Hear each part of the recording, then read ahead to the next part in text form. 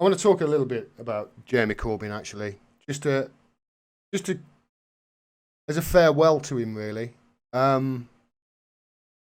It was his last Prime Minister's questions, and the BBC did a little clip that I want to show. Just, I think he deserves this, Corbyn. I think he deserves a bit of credit. Take a listen to the exchange between Johnson and Corbyn in the last Prime Minister questions, because he's going to step down next week when, well, he's going to step down as leader next.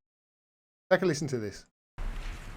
Mr. Speaker, perhaps I could begin by pointing out that this is the Right Honourable Gentleman's last Prime Minister's questions, and it would be appropriate, I think, for me to pay tribute to him for his service to party and indeed to the country over the last 4 years in a very difficult job. We may not agree about everything, but no one can doubt his sincerity and his determination to build a better society. And I want to pay particular tribute and thanks to him and all his colleagues for their cooperation in the current emergency as far as possible across party lines. I thank the Prime Minister for his very kind remarks. I believe in a decent, socially just society. And he was talking as though this was a sort of obituary.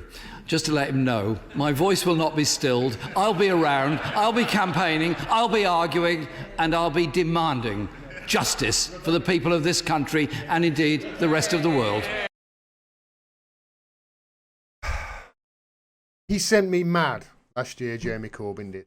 He sent me crazy with some of the decisions that he made. It was, I felt, utter madness. But then it sort of fits because that's what our politics has become in this country. Insane. Utter madness. He was, as we know, caught in a vice, John McDonnell said. And he couldn't move. And maybe his doggedness really has brought things to a head, and maybe we're implementing these socialist policies of his now to fix a massive crisis just because they're at the forefront of everybody's minds. And it was him, really, who was one of the big reasons that those policies are there and have such good support already. Like I say, he drove me mad, but whatever the reasons for what he did last year, I'm sure he had goodness at heart of them, and he was trying to do good. I get the feeling that he really is one of the best down there, if not the best. And I just want to thank him, really, just for sticking around. Because if you think about it, just the mere fact that he stuck around has not only totally destroyed the Conservative Party, really has, it's destroyed it. He's also destroyed, really, the neoliberals within his own. So just the fact that him staying there, I think really is, we should pay him testament.